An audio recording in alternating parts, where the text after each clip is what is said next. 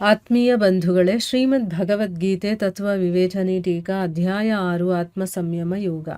ಇದರಿಂದ ನಾವು 4ನೇ ಶ್ಲೋಕವನ್ನು ತಿಳ್ಕೊಳ್ತಾ ಇದ್ವಿ. ಓದ ಭಾಗದಲ್ಲಿ ನಾವು ಸರ್ವ ಸಂಕಲ್ಪ ಸನ್ಯಾಸದ ಅರ್ಥ ಏನು, ಮತ್ತೆ ಎಲ್ಲ ಸಂಕಲ್ಪಗಳ ತ್ಯಾಗ ಮಾಡಿದ ಮೇಲೆ ಯಾವುದೇ ವಿಷಯವನ್ನ ಗ್ರಹಿಸೋದಾಗಿರಬಹುದು, ಯಾವುದೇ ಕೆಲಸವನ್ನ ಪೂರ್ತಿ ಮಾಡೋದು ಹೇಗೆ ಸಾಧ್ಯ ಆಗುತ್ತೆ ಅನ್ನೋದ್ರ ಬಗ್ಗೆ ನಾವು ತಿಳ್ಕೊಳ್ತಾ ಇದ್ವಿ.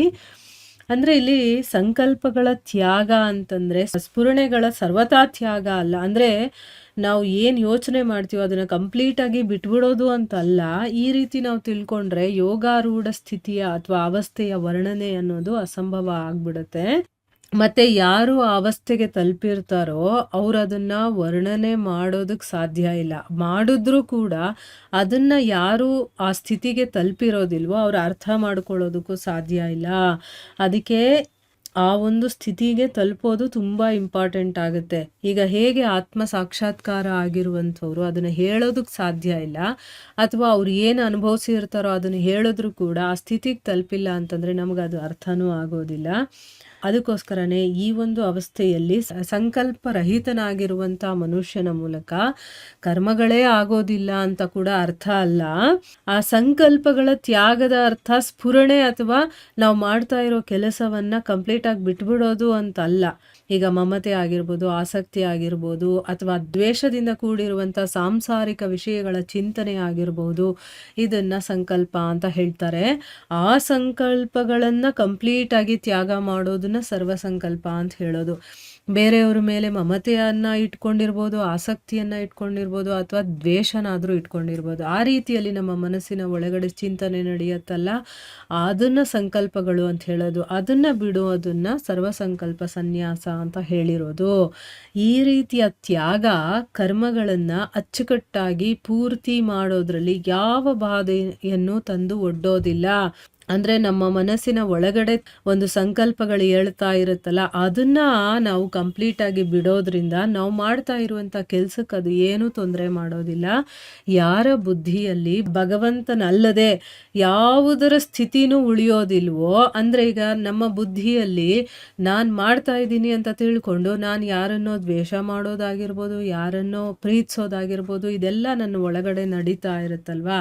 ಆದ್ರೆ ಆ ಸಂಕಲ್ಪಗಳನ್ನೇ ಬಿಟ್ಟು ನಾವು ಏನಾದರೂ ಕೆಲಸ ಮಾಡ್ತಾ ಇರ್ತೀವೋ, ನಮ್ಮ ಬುದ್ಧಿಯಲ್ಲಿ ಆ ಯೋಚನೆಗಳಿಲ್ಲದೆ ಬರೀ ಭಗವಂತನೇ ತುಂಬಿರ್ತಾನೋ, ಆ ಒಂದು ಬುದ್ಧಿಯಲ್ಲಿ ಭಗವಂತನಲ್ಲದೆ ಯಾವ ಸ್ಥಿತಿನೂ ಇರೋದಿಲ್ವೋ, ಇನ್ಯಾವ್ರ ಬಗ್ಗೆ ಏನು ಯೋಚನೆಗಳೇ ಇರೋದಿಲ್ವೋ, ಅಂಥವರ ಮೂಲಕ ಭಗವದ್ ಬುದ್ಧಿಯಿಂದ ಯಾವ ವಿಷಯಗಳ ಗ್ರಹಿಕೆ ಅಥವಾ ತ್ಯಾಗನೇ ಆಗಿರಬಹುದು, ಅದು ಅವನ ಸಂಕಲ್ಪದಿಂದ ಹುಟ್ಟಿರುವಂಥದ್ದು ಅಂತ ಹೇಳಕ್ಕಾಗಲ್ಲ.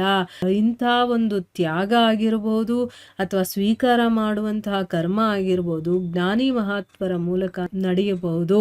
ಇಂಥ ಮಹಾತ್ಮರಿಗೋಸ್ಕರ ಅಂತಾನೆ ಭಗವಂತ ಹೇಳಿದಾನೆ, ಅವನು ಎಲ್ಲ ರೀತಿಯಲ್ಲಿ ವರ್ತನೆ ಮಾಡ್ತಿದ್ರು ಕೂಡ ನನ್ನಲ್ಲೇ ವರ್ತಿಸ್ತಾ ಇರ್ತಾನೆ ಅಂತ. ಈಗ ನಮಗೆ ಅನ್ಸ್ಬೋದು, ನಾನು ಯೋಚನೆನೇ ಮಾಡಲಿಲ್ಲ, ನಾನು ಪ್ಲಾನೇ ಮಾಡಲಿಲ್ಲ ಅಂತಂದರೆ ಕೆಲಸಗಳು ಹೇಗಾಗುತ್ತೆ ಅಂತಂದ್ಬಿಟ್ಟು ನಾವೇನು ಮಾಡ್ತೀವಿ, ಇವ್ರು ಬರಬೇಕು, ಇವ್ರು ಬರಬಾರ್ದು, ಈ ಕೆಲಸನ ಇವ್ರು ಮಾಡಬೇಕು, ಇವ್ರು ಮಾಡಬಾರ್ದು, ಇವ್ರ ಕೈಯಲ್ಲಿ ಇದಾಗಲ್ಲ, ಅಥವಾ ನನಗೆ ಅವ್ರ ಮೇಲೇನೋ ದ್ವೇಷ ಇದ್ದರೆ ಅವರಿಂದ ಈ ಕೆಲಸನ ಮಾಡಿಸ್ಬಾರ್ದು, ಅಥವಾ ನನಗೆ ಯಾರ ಮೇಲೇನೋ ಪ್ರೀತಿ ಇದ್ದರೆ ಅವರೇ ಇದನ್ನ ಮಾಡಬೇಕು. ಈ ರೀತಿ ಸಂಕಲ್ಪಗಳು ನಮ್ಮಲ್ಲಿ ಬರುತ್ತಲ್ಲ.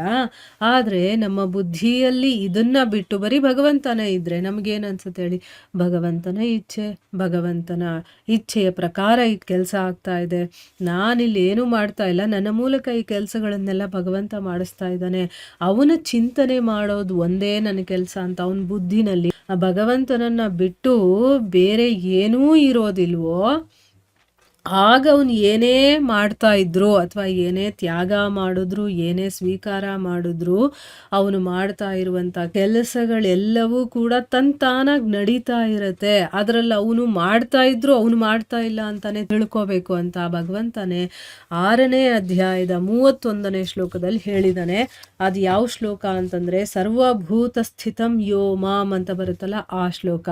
ಅದರಲ್ಲಿ ಏನು ಹೇಳಿದ್ದಾನೆ, ಯಾವ ಮನುಷ್ಯ ಏಕೀಭಾವದಲ್ಲಿ ಸ್ಥಿತನಾಗಿ ಸಂಪೂರ್ಣ ಭೂತಗಳಲ್ಲಿ ಆತ್ಮರೂಪದಿಂದ ಸ್ಥಿತನಾದ ಸಚ್ಚಿದಾನಂದ ಘನ ವಾಸುದೇವನಾದ ನನ್ನನ್ನು ಭಜಿಸ್ತಾನೋ ಆ ಯೋಗಿ ಎಲ್ಲ ರೀತಿಯಿಂದ ಕೂಡ ವರ್ತನೆ ಮಾಡ್ತಾ ಇದ್ರು, ಅಂದರೆ ಏನೇ ಕೆಲಸಗಳನ್ನು ಯಾವ ರೀತಿಯಲ್ಲಾದರೂ ಮಾಡ್ತಾ ಇದ್ರು ಕೂಡ ಅವನು ನನ್ನಲ್ಲೇ ವರ್ತಿಸ್ತಾನೆ. ಅಂದರೆ ಏನು, ಅವನ ಎಲ್ಲ ಕ್ರಿಯೆಗಳು ಕೂಡ ಭಗವಂತನ ಜೊತೆ ನಡೆಯುತ್ತೆ ಅಂತ ಅರ್ಥ.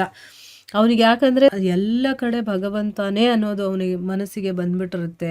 ಅದಕ್ಕೆ ಅವನು ಏನು ಮಾಡ್ತಾ ಇದ್ರೂ ಕೂಡ ಭಗವಂತನಿಗಾಗಿ, ಭಗವಂತನಿಗೋಸ್ಕರ, ಆ ಭಗವಂತನೇ ನನ್ನ ಮೂಲಕ ಮಾಡಿಸ್ತಾ ಇದ್ದಾನೆ ಅಂತಿರುತ್ತೆ. ಅದಕ್ಕೆ ಅವನು ಏನಾದರೂ ಮಾಡ್ತಾ ಇರಲಿ, ಅವನು ನನ್ನಲ್ಲೇ ವರ್ತಿಸ್ತಾ ಇರ್ತಾನೆ ಅಂತ ಭಗವಂತ ಸ್ವಯಂ ಹೇಳಿದ್ದಾನೆ. ಈಗ ಇದು ಅರ್ಥ ಆಗಿದೆ ಅಲ್ವಾ? ಸೊ ಇಲ್ಲಿಗೆ ನಾವು ನಿಲ್ಲಿಸೋಣ. ಹರೇ ಕೃಷ್ಣ.